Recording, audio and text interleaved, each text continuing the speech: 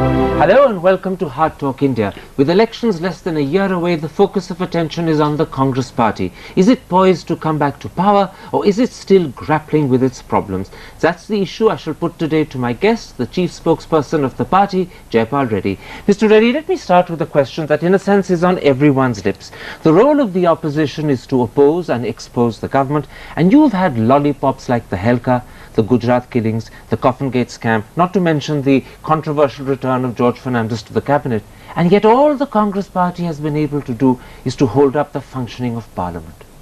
No, we have been able to expose, and we are in a position to depose as well as and when the next Parliament election is held. But you know, those are grand words, but the public and the press turn around and say that the real problem is Sonia Gandhi's functioning. She doesn't have the flair for debate, she's too timid to use the press, and as a result, she doesn't put the government on the defensive. No, it's not correct. Sonia Gandhi is too correct a parliamentarian to speak in impromptu interventions. But our interventions have been very meaningful. Too correct to do her job? No, too correct to indulge in vituperative attacks. But oh, Mr. Reddy, you know, let me interrupt. You have been considered one of the great parliamentarians of India. You got the award for it. You know better than anyone else that great leaders of the opposition make their name scoring points off the government. Margaret Thatcher, Tony Blair, Harold Wilson, even Atal Bihari Vajpayee made their name by their performance at the dispatch box. If Sonia Gandhi's made a name, it's one that no leader of the opposition wants to own up to. no, it's not correct to say. Lord Attlee, when he became the Prime Minister of India, was not the best parliamentarian in his party. There were others.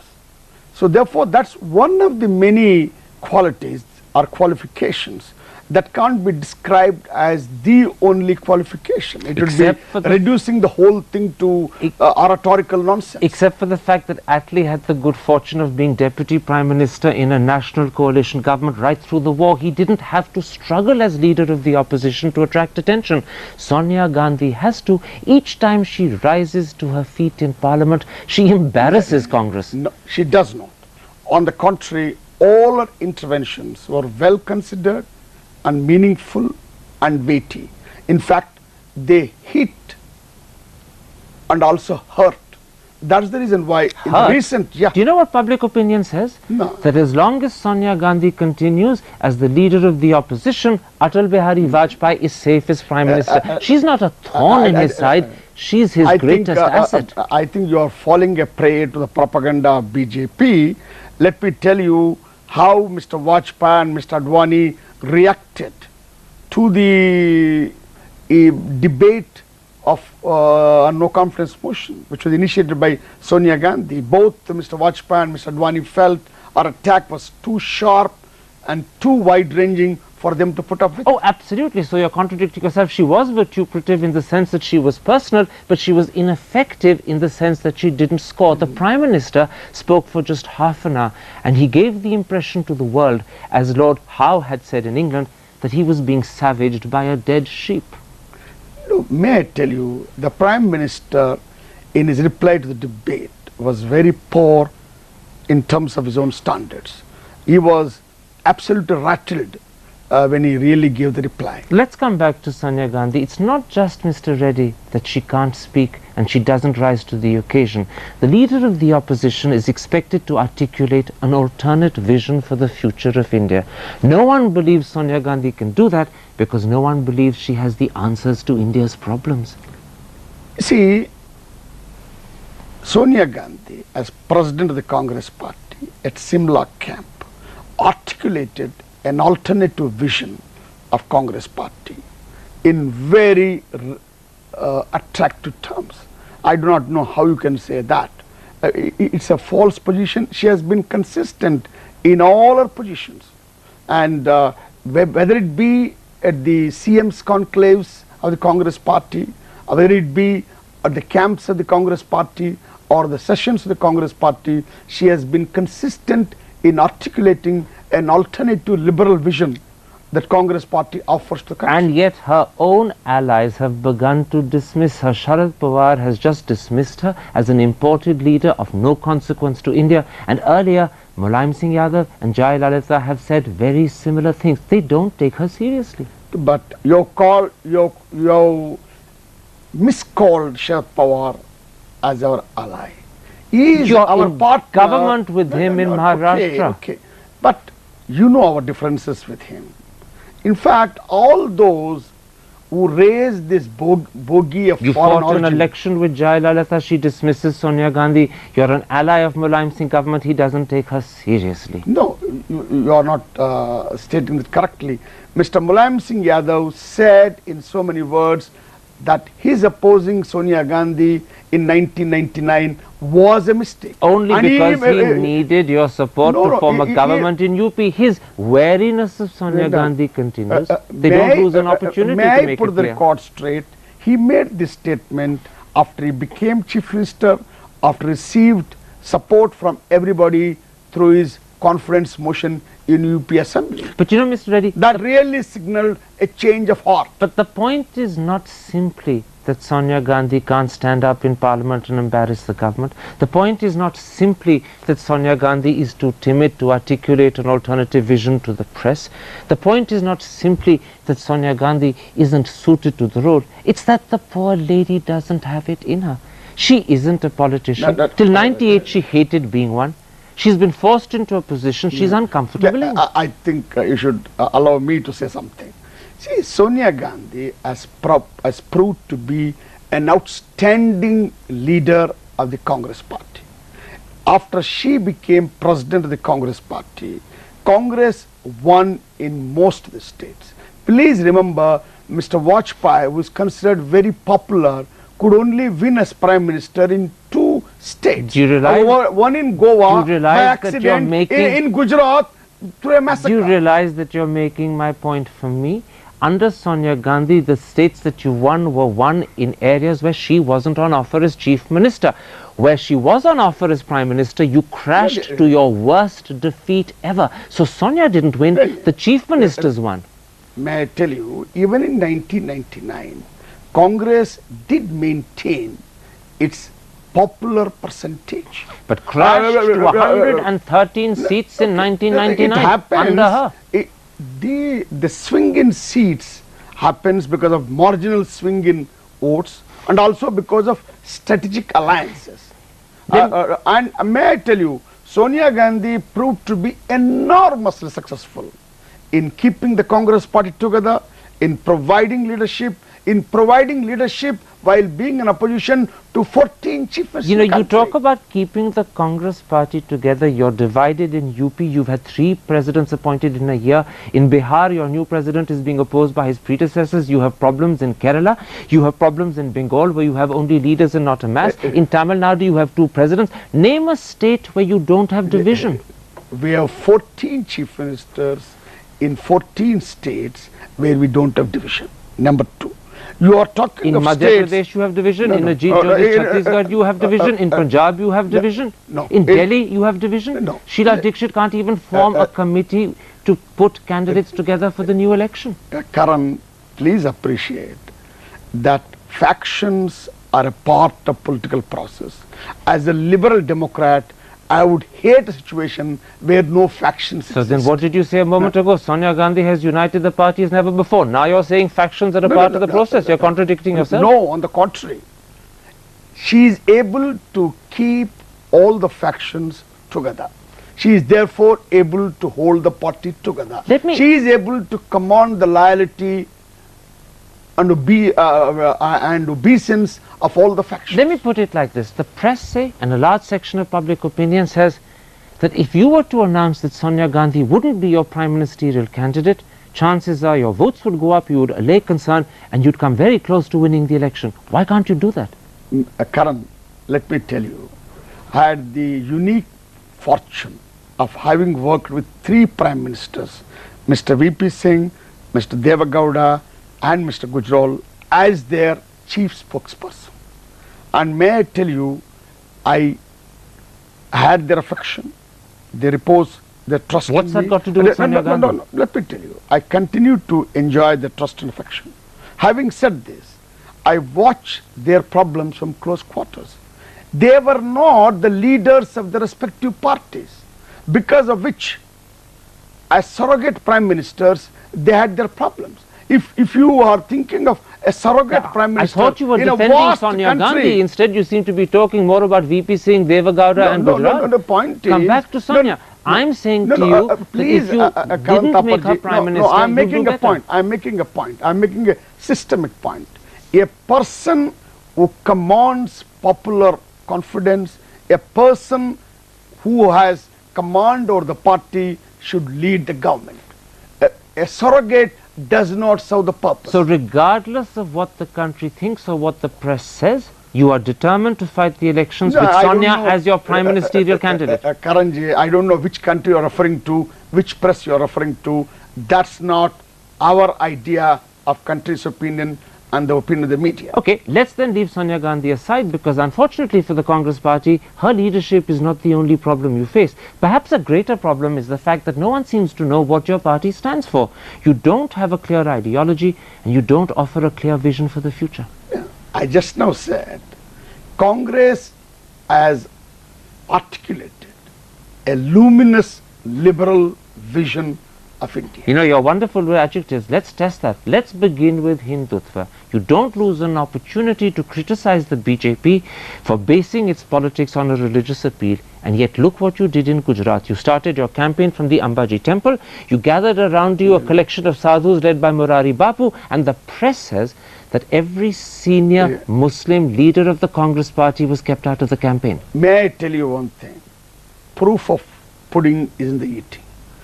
All the Muslims voted en masse for Congress party in Gujarat. And yet you lost. That And you contradicts lost shatteringly. No, that we lost because of an extraordinary atmosphere created through a fascist campaign by the BJP leadership, more particularly Okay. Mr. Narendra Modi. You say the proof that of was the an pudding. exception. You say the proof of the pudding is in the eating. Then let's look at the puddings that are being cooked in Chhattisgarh. Ajit Jogi spends his entire time planning Ram Kathas, building Gauraksha Sammelans and Kaushalya Mandirs. Let me finish, because the proof is so devastating. In Madhya Pradesh, your chief minister seems to be involved in trying to ban cow slaughter. And in Kerala, where your chief minister is a Christian, he's actually gone on record telling the minorities not to antagonize Hindus by making unreasonable demands. Mr. Karantappa, you are mistaking the details for the bigger picture. I think you are missing the bigger picture. The details make up the bigger picture. May I tell you, secularism is not the same as negation of religion. I don't think that is the concept we have ever supported. I don't think that's the concept that is supported anywhere in the world either. What is so secular George about Bush Anthony in White telling- House identifies himself with a lot of let's religious move ceremonies. off the White House and come back to the Congress. What is so secular about Anthony telling the minorities in Kerala, don't antagonize Hindus, don't add to their grievances by making unjustified demands? Does that sound secular? Mr. Anthony, as a true secularist, made a certain point in a certain context. Anything torn out of context could be distorted. Do you know what they say about the Congress party? They say that it seems to have lost the courage of its secular convictions. Instead, it's swimming with the Hindu tide. No, certainly not. Okay, then they say... I repudiate this charge completely, because I think Congress party in the last 5 years has represented uncompromising commitment to hard secularism, if you may want to so describe it. Oh, so uncompromising, in fact, that it says one thing in Delhi and quite a different thing in Ahmedabad, Bhopal and Raipur. Confusion then is the only other explanation. You go through our resolutions, our resolves, our statements, our positions. You know, they are uniform throughout the country. let's then take up your resolve and let's take it up in connection with disinvestment. In Delhi, your party says that you're against the disinvestment of profit-making public sector units. But in the states, that's exactly what your chief ministers are doing. Is that hypocrisy or is that confusion? No, you are not right. I'm not right? No, you are not right in terms of facts. Amarinder Singh has privatized Punjab tractors. In Madhya Pradesh, Digvijay Singh has privatized Optel. In Chhattisgarh, Ajit Jogi has privatized the Housing and Development Corporation. All of them are profit-making units. The Chief Minister of Punjab, since we do not have much time, did offer an explanation. The explanation was along the following lines. Number one, the long-term prospect of the company was not bright. That's not true. It had made a profit of 100 crores in its last balance sheet. May I tell you, it was not exactly a public sector undertaking. Ah. It was a private venture in which Industrial Development Corporation had shares. In which it was case, not as though it was a company in which Punjab government had equity stake at all. It did have equity stake actually, but it didn't have a majority stake. But it did have equity stake. But let's look at the case of Chhattisgarh. You can't call anything a PSU unless the government has a majority equity. Of the 37 PSUs earmarked in Chhattisgarh either for disinvestment or closure, 7 are said to be by the press to be profit making. And in the case of Karnataka, let me finish because the proof once again goes quite against you. In Karnataka, your Chief Minister has said that he wants to disinvest all the state's PSUs, including every single profitable one. No, he did not say that. He said that he would go in for disinvestment in PSUs whose prospects in the long run would not be bright. That includes all his profit-making ones because he's already admitted that the government is not the right person to run them. You are going on the premise that all of them are profit-making. I am saying your facts are not correct. No, I'm not saying all of them are, but he's saying that even those that are will be disinvested, and that is a contradiction to the Delhi position of the party. Provided their long-term prospects are not So bright. you've added a very interesting proviso that the Delhi party doesn't add when it makes its statements over here. This is a very interesting proviso. We are prepared now to disinvest profit-making PSUs provided their long-term prospects are not bright. Actually, because so you're sliding out of your resolve, aren't you? No, correct. At Bangalore AICC session, we passed a resolution to the effect that we would oppose disinvestment in PSUs which are either in strategic sector or making profits. Absolutely. Now you've added a proviso that gets out of it. You suddenly said provided their long-term prospects are not bright, you are then even prepared to privatize profitable ones. The sliding is beginning. If certain PSU is making profits, and it's not likely to sustain that record in the long run, if that is the advice given by experts, Mr. Reddy, then what does one do? let me put it- Should one wait to privatize until one incurs But losses? what one shouldn't do is to take up categorical positions in Delhi which your chief ministers in power contradict and then have to find clever fudges to solve the problem. That's what you're doing. You're smiling, but that's exactly what you're doing. Mr. Reddy, let me put it like this. Do you really expect a party that is uncertain about what it stands for and whose leader doesn't attract attention, leave aside admiration, to win a majority of the seats in the next Lok Sabha election? Do you really expect that to happen? I tell you, Congress is still by far the single biggest party. It's more than double that of the ruling party, BJP. So you're saying to me that you're on course to win the next Lok Sabha elections? No, I will only say Congress is hoping to get more than 200 seats on its own. Will you in the be next Lok the single Sabha. largest party? We will surely be the single largest party. And yet you're bleeding already in constituencies like Sholapur and Ernakulam, where you're in power, you're losing seats. And let me finish. Karan, please here. If you are going by by-election results in certain constituencies, you would be mistaken. You must go by the track record of Congress party in the last 4 years. Let me explain. And Sonia ji has been leading Congress party in opposition, and her leadership we have won in state after state. Let me explain why by-election results are important. You're not only losing by-elections in areas where you're in power like Ernakulam and Sholapur, you're also losing by-elections where you're in opposition like Bir Maharajpur, Kapwara, Utpara and Lagban. All of those are seats that a party on the comeback should be winning, not handing over to its opponents. See, I don't think we can judge the prospects in terms of by-election results. In these by-elections also, except these 2 Lok Sabha elections, elsewhere we retained our assembly seats. Okay, let's not judge by by-elections then.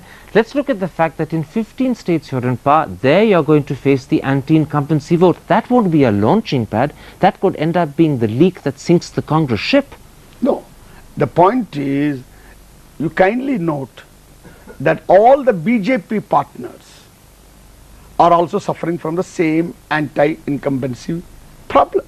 Mr. Chandrababu Naidu in TDP, Mr. Naveen Patnaik, leader of BJD in Orissa. But you have 15 states, which means you have a much bigger area where you suffer anti-incumbency. And if in 15 states you suffer, you're not going to be the single largest party.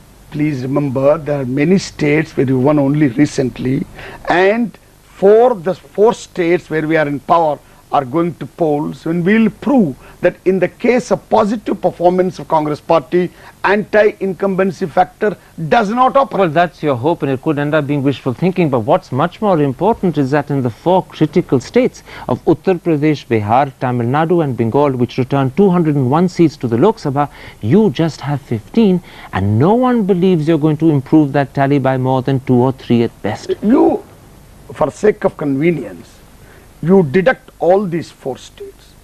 Our total strength of Lok Sabha is 543, and we are still left with 342 seats. And to be able to get a majority, you have to win 257 of them. That's impossible. May I tell you, this is our primary catchment area, 342 Lok Sabha seats. And if we do well in this, we hope to get more than 200 seats. But then we have secular allies. Mr. Reddy, we are Mr. not Reddy, pretending as though we are going to win on our own steam at the next Lok Sabha election. You said 2 very interesting things. First of all, you've almost conceded that you haven't got a hope in Uttar Pradesh, Bihar, Tamil Nadu and Bengal. I have not given up. You virtually said so. No. But much more importantly, I must concede something for the sake of argument. A tactical concession. No. A tactical concession. We have an ally in Lalu Yadav in Bihar. But I am not referring to that. Let me put it as this. But we agree that we are not a major party in these 4 states. And you're also saying that out of the 342 seats remaining, to be able to have an outright majority, you're going to have to win 257. That's impossible. I'm not claiming that we will get 272 on our own. You're saying you're going to get over 200, and even to do that, you're going to have to win pretty close to 190 out of 340. I think it's reasonable to expect this. Only look at the if you catchment form area. Alliances, and in Simla you said you would be prepared to consider alliances. The problem is absolutely no one has come forward to ally with you. That is really the critical problem you face. The problem is we have already an alliance going in Bihar. Yes, then you have an alliance going in Maharashtra, which is on the point of crumbling. And in Kerala, if Karuna Karan leaves you, some of your allies will drift away as well. So you're losing allies. No, please hear me. So far as the left parties are concerned, I must say that their ideological commitment to secular program is absolutely uncompromised. Yet they've ruled out a pre-poll alliance with Congress. They're very clear about that. In fact, a pre-poll alliance with the left parties in some of their strongholds does not suit us either. But please remember, the left parties, and Mulayam Singh, whose government you're supporting, has ruled it out as well. No, left parties, out of their unselfish ideological commitment, made an announcement that they would consider an alliance or alignment with Congress in the post-poll situation. Yes. If we get 200 but to seats, be able to win the 190 you need, even to become single largest, you need pre-poll allies, and at the moment you don't have any. And in fact, at the moment, those you have, you're in danger of losing. May I tell you one thing? We never depended upon NCP as an ally at the next Lok Sabha. That's what you're saying today, but you were hoping to fight together. No, I'm not ruling that out either. No, but you're hoping for a miracle. But we have a redoubtable, reliable ally in Lalu Yadav. We need to fix up our alliance in UP. With whom? At the moment, we are lending support to Mulayam Singh. But Mulayam Singh doesn't want a pre-poll alliance with you. He's made that clear. He didn't say that. He did Except not. to your ears, to everyone else's, he said that. No, he did not say that. But anyway, we have an option with Mulayam Singh Yadav. I don't like to say anything more at this stage.